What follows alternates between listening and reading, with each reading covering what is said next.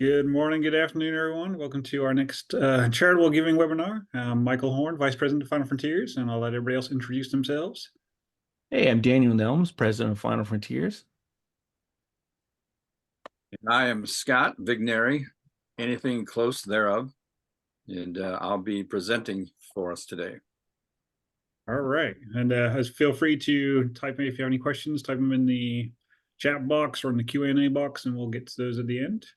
Otherwise, we'll let Scott get going on this very specific topic, which hopefully will be of interest to some of you.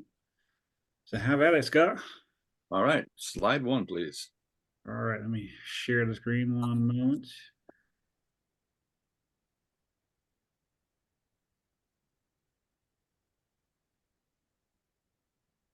All right.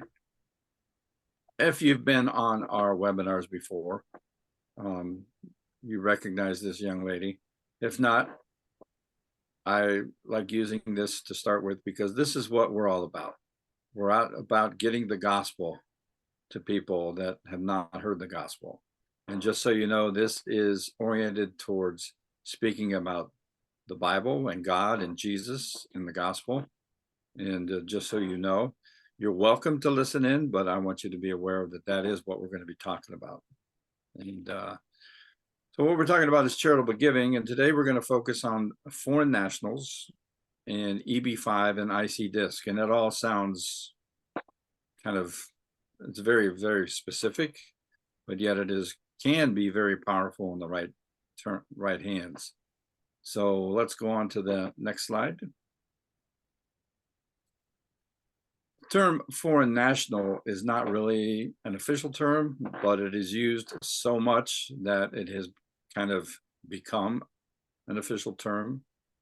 It's used in several applications, but for our purposes today, we're going to define it as a person who is not a citizen of the host country in which he or she is temporarily residing. And from there, it often depends on the type of visa that that person would hold. And there are several types of visas, but today we are going to focus primarily on the EB2 and the EB5. And then visa status can also be a factor in how a person is taxed moving forward. So next slide, please. The EB2 visa is what is known as an investor visa.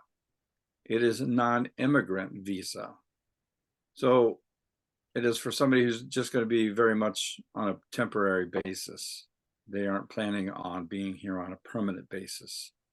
So it allows a foreign investor to enter and work in the United States for a business that they have invested in, whether it be, a manufacturing business or a restaurant or whatever the case is.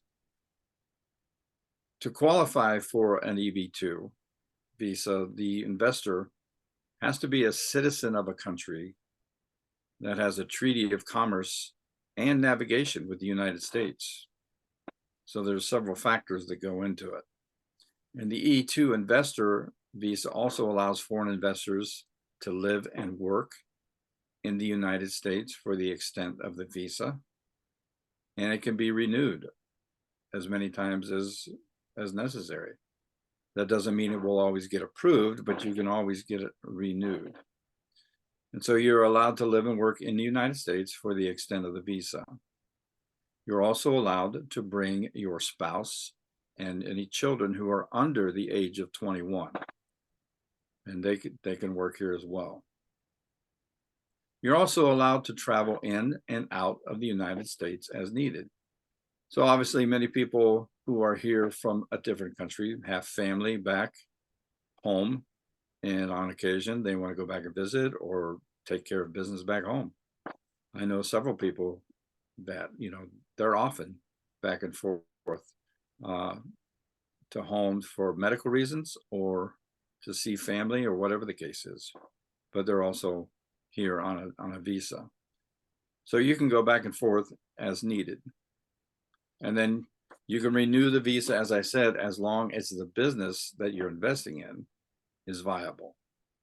So the EB2 visa is more of an investment visa, and it's non-immigrant. So number 2 is non-immigrant. So let's move on to the next page.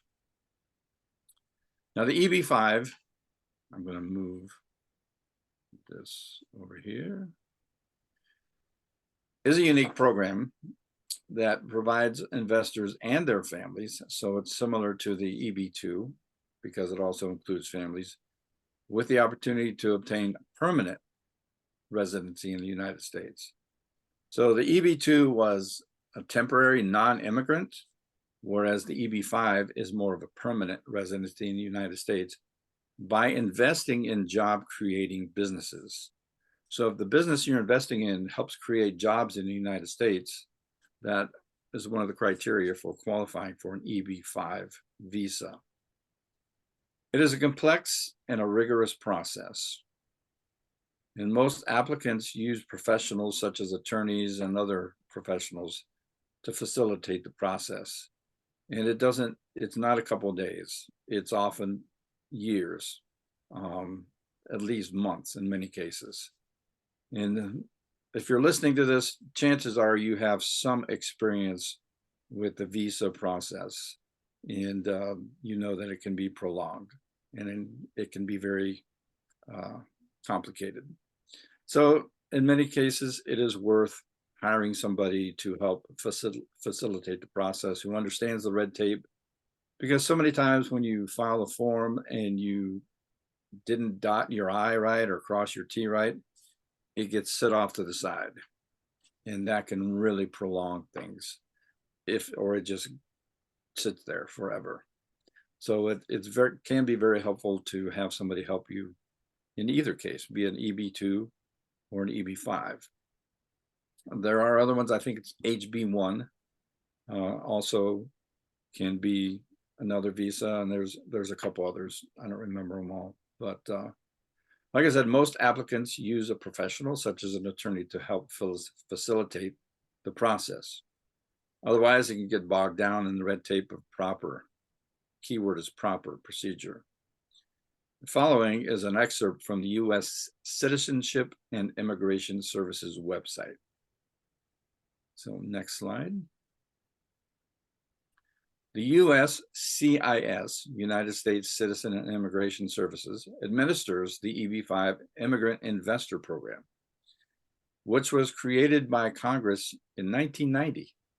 So this has been around for a while, to stimulate the U.S. economy through job creation and capital investment by foreign investors. Under a program first enacted as a pilot in 1992 and regularly reauthorized since then, investors may also qualify for EB5 classification by investing through what they call regional centers designated by the USCIS, based on proposals for promoting economic growth. There are many areas around the United States called opportunity zones. This is somewhat similar to that, where the government sees areas that need growth and would benefit by creating jobs. They will help you give a little more attention to getting you into there, whereas if you wanted someplace else, if you put your business into those kind of areas, your visa could probably go through quicker. On March 15th, 2022, President Biden signed the EB5 Reform and Integrity Act as part of the Consolidated Appropriations Act 2022, Public Law 117-103, which created new requirements for the EB5 immigrant visa category and the Regional Center Program. Immigrant visas are authorized under the Regional Center Program through September 30th, 2027. So like so many things, there's tax laws that are going to do what they call sunset. Estate taxes are going to sunset in 2026. Things are going to change here in 2027. But if you're already in the process, it's not going to change anything once you've already started. But after September 30th, 2027, there are a different set of rules. So if you are thinking or considering getting an EB5 visa, time may be of the essence, because it can take a while. So on to the next page, please. IC DISC is a little different in that it is more for a business owner who exports. So many people who are here on a visa from a foreign country and they have a business here in the United States are going to be exporting goods often back to their own country. And so this can be something to consider as well. IC DISC is another government program to help companies that export goods. IC DISC stands for Interest Charged Domestic International Sales Corporation. Sounds complicated because it is. It provides federal tax benefits to U.S. companies who either directly or indirectly sell goods to foreign buyers. Decades ago, Congress enacted this tax vehicle for the sole purpose of providing tax benefits to U.S. taxpayers that sell their products overseas. The IC DISC was originally created to facilitate foreign sales by providing a tax deferral mechanism. Now, even after the more recent major provisional changes under the Tax Cuts and Jobs Act, the IC DISC still provides a permanent tax savings to U.S. taxpayers. If a foreign national has the appropriate visas and business, and his business is actually domiciled in the U.S., they may qualify for IC DISC tax benefits as well. There are lots of ifs in this, obviously. So we strongly suggest that you find the right professionals to help in this regard, be it a CPA and even CPAs. I'm trying to find some CPAs right now that I have a client that has a self-directed IRA and they have real estate and they need to have a fair market valuation. And I've talked to 6 CPAs, none of them do that. And so it is a very specialized kind of program. And so you will have to search, but they're out there. Attorneys, same thing. There are attorneys that all they do is specialize in EB5 visas. There are people who all they do is specialize in this program here, IC DISC. There are other attorneys, they specialize in the EB2 visa because there's quite a lineup of people and that want to get these visas for whatever reason. And they're very, very desirable for a lot of people. So let's move on to the next slide, please. So we've talked about foreign nationals. We have talked about the EB2 visa, which is an investor non-immigrant visa. Then we've talked about the EB5 visa, which can lead to permanent residency. And then we talked about the IC DISC program. What does all that have to do with charitable giving and the gospel? It is possible for a person who is considered a foreign national because of these visas, primarily EB5, to qualify under proper conditions to purchase life insurance from US-based carriers. And a lot of people aren't aware of that this allows them to qualify for US life insurance. And I never realized it before, but that is very important to a lot of people around the world to be able to buy American-based life insurance. And so with an EB5 visa, you can qualify to buy American-based life insurance. And there is possibilities as a business owner for qualifying for other types of programs.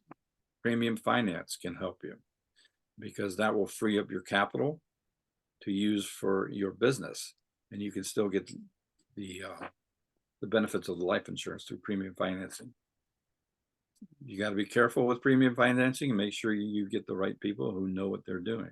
But as a business owner, it can be a very, very powerful tool because you only need to collateralize. It should be called collateralization financing instead of premium financing. But it can allow you to keep your money to use in your business instead of using it dollar for dollar for something else. And because it's life insurance, they can utilize some of the tax benefits. And like I said, the interesting point is that this market has been described as exploding. Many, many people that have an EB5 visa or something of that nature are clamoring for US policies. So that's why I decided to go ahead and give this presentation to go into a little more detail on it. Many people, like I said, are very interested in being able to purchase American life insurance. And as we have seen, life insurance can be a very powerful tool in charitable planning. A policy owner could use the portion of the policy, the death benefit, to benefit a foundation or the gospel. I'm working with a client right now. We're going to be talking about some life insurance. And his goal is to give a lot towards the gospel and charitable foundations such as Final Frontiers. And so we'll be talking to him in a couple of days. And he is very interested in this. So they can use a portion of the death benefit, or they can use a portion of the cash value, take it out as a loan and give it to the charity to get the gospel to their own country and to their own people and to the rest of the world. So that is primarily the reason we're talking about the EB5, is because many people can help get the gospel back to their own country and use charitable means and do some charitable planning through it that way. And there's other things that can go along with that, but I just wanted to illustrate the power that life insurance can have, even if you're from a different country. So next slide. This is for the legalese. We have to do this, obviously. All charts, all numbers, or anything on here is for illustration purposes only. The accuracy is neither warranted nor implied. We're not attorneys or tax advisors. The information is educational only. And this is not to be considered as advice or recommendations. It is imperative that you consult with a tax advisor and or attorney when considering any of these concepts. On top of that, it's critical that the attorney or tax advisor or financial advisor is knowledgeable and practiced in any of these areas that you utilize. If you'd like any help finding somebody like that, an advisor, you can call Final Frontiers and they can help you find somebody with your best interest in mind. And with that, we can go on to the next slide. And I want to say thank you for being here and for listening in. And if there's any questions, I'll be happy to answer any questions. All righty. I've got one question. Is it be true to say that anyone who's on a visa, whether they're able to get a social security number, would that mean that they're able to get life insurance, or do some of these visas not include a social security number, or vice versa? Some will not include a social security number. The EB5 will, because it's a permanent, whereas the EB2 probably will not. There's even some possibility where they get a green card that I've heard of people getting policies through that, but I'm not too sure about that one. I've never worked with that one. So. Gotcha. Well, definitely very informational, and hopefully there's some people who will find this of use and be able to utilize it. I hope so. As far as the green card, when my wife first came over, before she got her citizenship, she was a green card holder under a permanent residency, and I was able to get her life insurance. That said, your mileage may vary, and I suspect that people who are wanting to do this, probably have more means than I did, and this would probably be a better way for them to do it when they're trying to deal with tax advantages and everything. But yeah. Typically, the people who are applying for an EB5 specifically already own a business in a foreign country, and they're looking to expand the business into the United States and for marketing reasons and to get some of the tax benefits and the higher production or marketing. So typically, yes, and it doesn't have to be a super duper big policy. Like you said, just something suitable for somebody. I mean, if you want to just cover your own family in case something happens, and there's certainly nothing wrong with that. Right. But the EB5, like I said, is exploding, and many of these people that are qualified for EB5 visas are interested in purchasing American life insurance. Some of the companies that I work with, years ago, there was one company based in Ireland, and then there was another company that was out of England and then France, and then they even turned down Napoleon Bonaparte for life insurance. And then the company is still around, but it's been through, I don't know how many different name changes. It is now called Athene, which, and they've reduced or restricted their product offering. They used to have quite a wide range of products. Sun Life is out of Canada, and they have changed their name a couple times. But for some reason, a lot of people are more interested in the American policies. And so they can be to their benefit to use that. Sounds good to me. Well, doesn't look like we have any other questions. So our next webinar will be Wednesday 28th at 12 p.m. Eastern for our financial series. We are actually having a first ministry webinar for anybody that's interested in joining. It's going to be on the 13th of February. It's going to be about Kenya, so you're going to get to see a little bit about the Kenya ministry and see what's going on over there. Kind of travel around with our main staff member there, see what he does day to day and some of the preachers he visits. So hopefully it'll be very informational for those who want to join that too. Yeah, I didn't know about that. I'm looking forward to that then. Yep, we just got that one scheduled, so we're hoping people will enjoy that too. Excellent. Gotta push it out in the email. All right. Well, thank you to everybody. And I guess we will talk to you February 28th. That's right. See you next time. Bye-bye.